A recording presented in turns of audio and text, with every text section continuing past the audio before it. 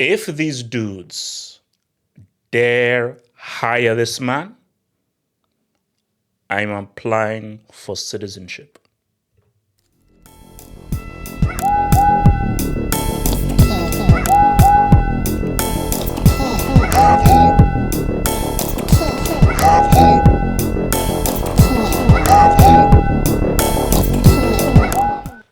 I've disowned them. I've disowned them because it's beyond depressing. It is beyond painful, even talking about these guys, because guys is not here about for content or looking for views and reactions, so I scream and shout. This is deeply depressing and deeply sad. So I try my best to avoid talking about these super ego. No. They don't deserve to be called about this Nigerian team, man. So, but I've got to talk about this though. I've got to talk about this. So here we are. Before we even go there, so Finidi George has been sacked, rightfully so. So this is where we're at right now. Rwanda, South Africa, Benin. Lesotho is an enclave. Lesotho is not even a country. It's an enclave. It's a country within a country. So it's not even a freaking country. It's surrounded by South Africa. So it's not even real. And then you've got the green, white, and green. What faith? We've not won a single game. We've drawn 3 games and we've lost 1. So obviously Finidi George had to be giving his marching orders. So these are the names now in this. So there's a name that I'm going to talk about that I am shocked he's even on this list. I am shocked that this guy is even on this list. But this is, of course, the head coaching list. And what bothers me is there is not a single Nigerian here. Now, I need you to bear with me here. When it comes to international football and international football management and coaches, I am positively xenophobic. Keep in mind that. Focus on what positive. When it comes to international football managers, I am positively xenophobic.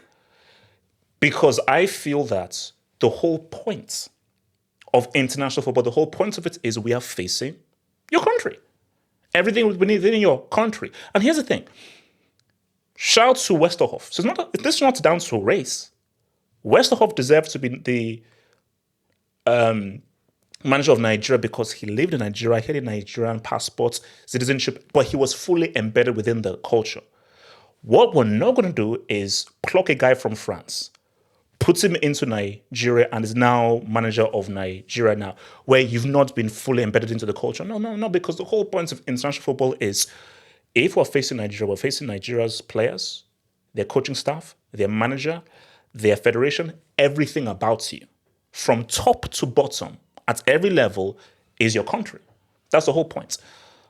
So the obvious name is Renard. Did amazing things, obviously, with Saudi Arabia, with that double of Argentina in the World Cup. Obviously, his biggest job was, of course, with Zambia. Obviously, won AFCON with Zambia. Of course, won AFCON with... he won AFCON with Ivory Coast, won AFCON with Zambia, but the big one was the one with Zambia, which was, I believe, their very first one. So he's got 2 AFCON dubs, and he has a very good knowledge of African football. So this seems to be the obvious fit. And also, his wife is... nice.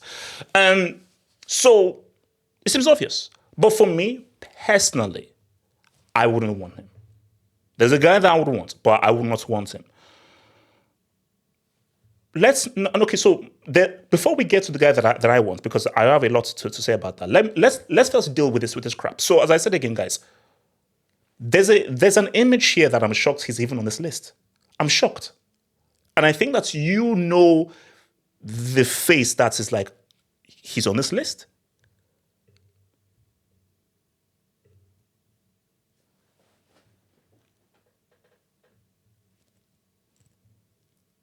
So in case you don't know what this image is, the last time Steve McLaren was like a head coach or a coach of a national team was for England. And he failed to guide England to Euro 2008, failing to get a draw. All they needed was a draw or a win against Croatia, who had already qualified at Wembley. And he lost 3-2 to Croatia. The fact that this man is on this list, ahead of several more suitable Nigerians, is offensive, disgusting, filthy, and makes no sense. It makes no sense. I mean, are you kidding me? Literally, are you actually kidding me? So I'm going to put out an ultimatum. If these psychopaths in the NFF hire Stephen Jeremiah McLaren to be the manager of Nigeria, I'm applying for citizenship. So yes, people say, well, have up done. Oh, no. This is real. So this is an ultimatum. If I see Steve McLaren is announced as the next manager of Nigeria, I'm going to apply to be a full-on citizen of the North Pole.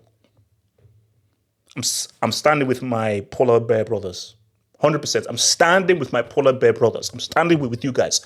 If Steve McLaren is the manager of Nigeria, I'm becoming a full citizen of the North Pole, and I am standing side by side with my polar bear brothers. You've been warned. The heck? So,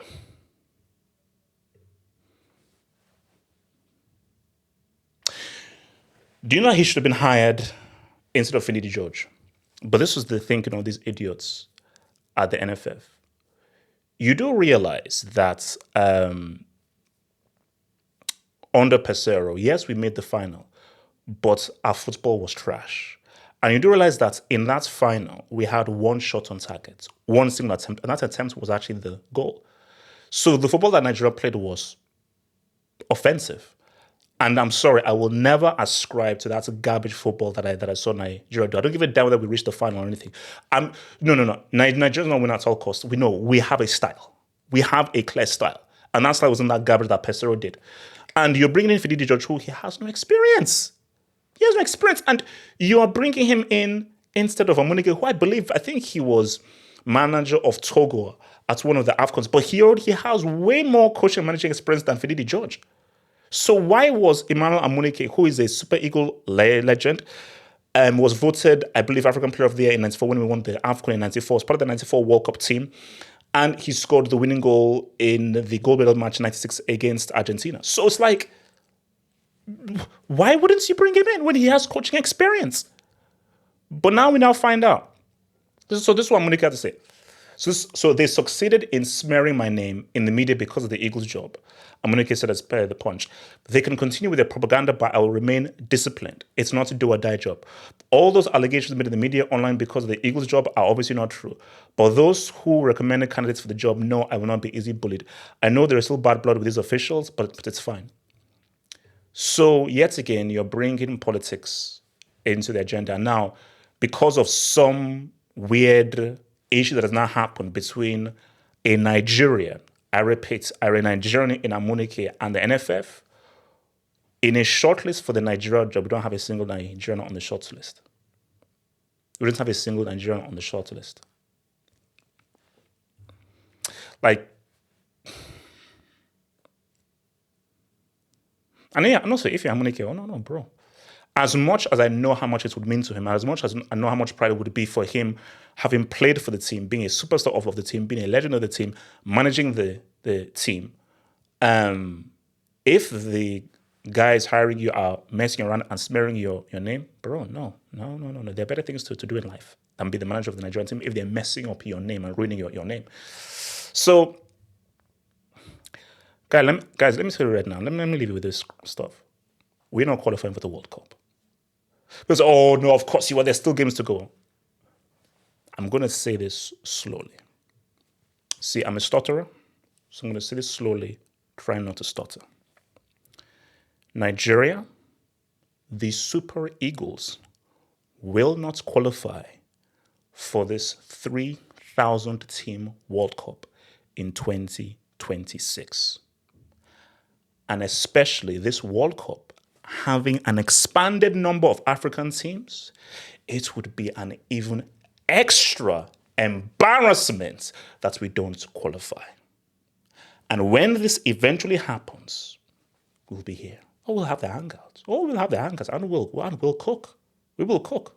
But we shall have the hangouts looking as to how Nigeria, country of 200 million plus, oil rich, football mad, somehow managed not to qualify for a 3,000 team World Cup.